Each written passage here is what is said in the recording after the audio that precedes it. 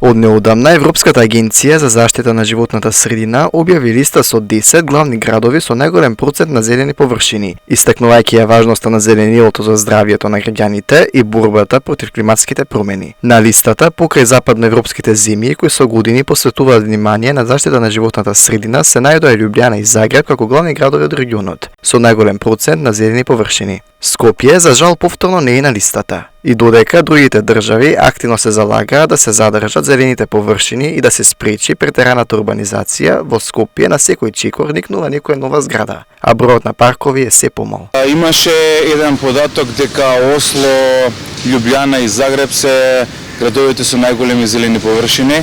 Скопје не е на таа мапа, за жал, и од истражувањата ние што ги имаме направено и од зелениот катастар кој требаше да се појави и да биде бум во овие работи, требаше да се појави мапи на сите зелени површини во градот Скопје и тоа се појави и фино изгледаше на хартија, меѓутоа во реалноста не е баш така и како што може да забележиме, зелените површини во Скопје се повеќе и повеќе исчезнуваат. Примери има многу, можем да наведам неколку, да речеме на потегот во Карпош има веќе узурпирана зелена површина околу воена болница, потоа сега се узурпира зелената површина кај Институтот за социолошки и политичко правни истражувања до основното училиште, тоа е средното училиште ГУЦ. Друг проблем е што зелените површини што ги имаме не се искористуваат, тоест не се работат наменски и дрвата се сушат, се сечат.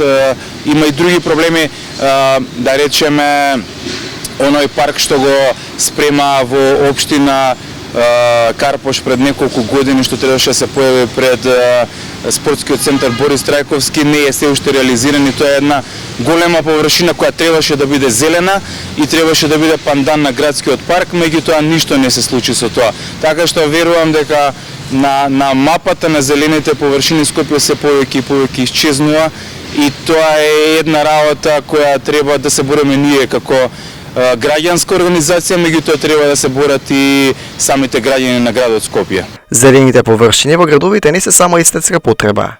Тие имаат многу поширока функција во модерното урбано планирање. Според експертите, зеленилото предонесува за подобрување на квалитетот на воздухот, намалување на ефектот на урбаните топлински острови и обезбедување на простор за рекреација и опуштање. Поголемите градови функционираат на тој начин што имаат големи паркови.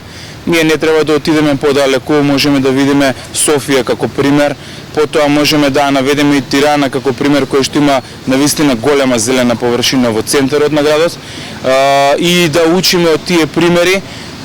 Од друга страна, нашите паркови се намалуваат и особено во зимските периоди кога знаеме дека загадувањето е огромно и нашиот град е често меѓу 10 најзагадени градови во светот.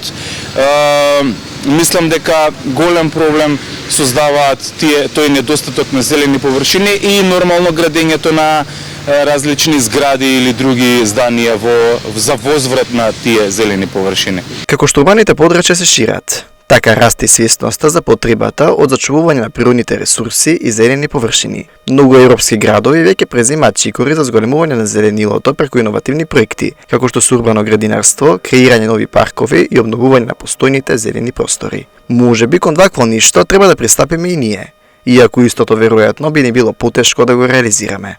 Малку е тешко за зголемување на зелените површини во градот сега кога голем дел е урбанизиран.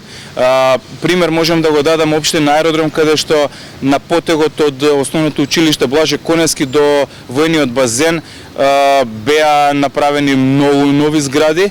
Тамо претходно имаше бараки. Мислам дека и не само што се направи нови згради, туку се направи и неколку нови улици.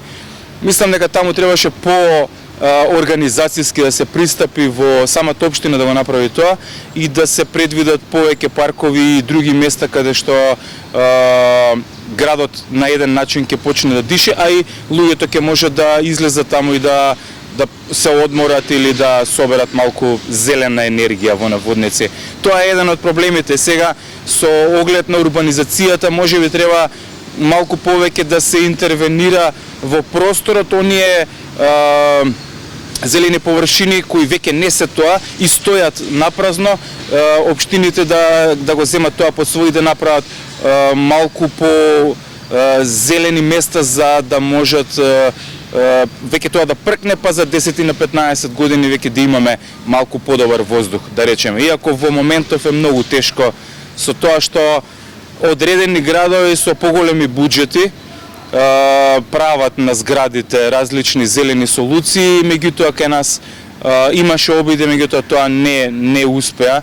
Така што мислам дека тоа е еден од начините кој е многу долготраен и не знам дали може да се реализира кај нас. Урбанизацијата и одржливоста можат да одат рака под рака, доколку тоа соодветно се испланира. Градовите како Осло, Загреб и Љубљана се лидери во овој процес и показател дека може истовремено да се биде значаен трговски и стопански центар, но и еколошки одржлив град.